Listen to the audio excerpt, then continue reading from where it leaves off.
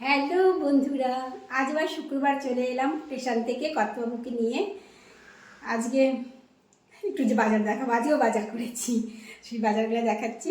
আর কী আরও বলবো ভাবছিলাম না, ভুলে গেলাম। যাই হোক, বাজারগুলোই দেখাই।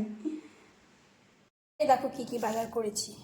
এই হলো শিম, টমেটো, উচ্ছে, একটা লেবু, একটা গাজর, একটা বিট, একটা শসা, একটা বাঁধাকপি, একটা লাউ, দুটো বেগুন, যে কচি কচি সজনে, এটার মধ্যে আছে ধনেপাতা, আর হলো কাঁচা লঙ্কা আছে এই প্যাকেটে।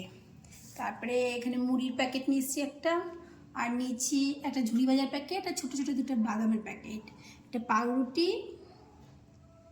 এটা জিরা বিস্কুট, সেই নোনতা জিরা বিস্কুট, এটা চিনির প্যাকেট, 1 কিলো চিনি, আর 1 কিলো মুগ ডাল। এই হলো আমার আজকের বাজার।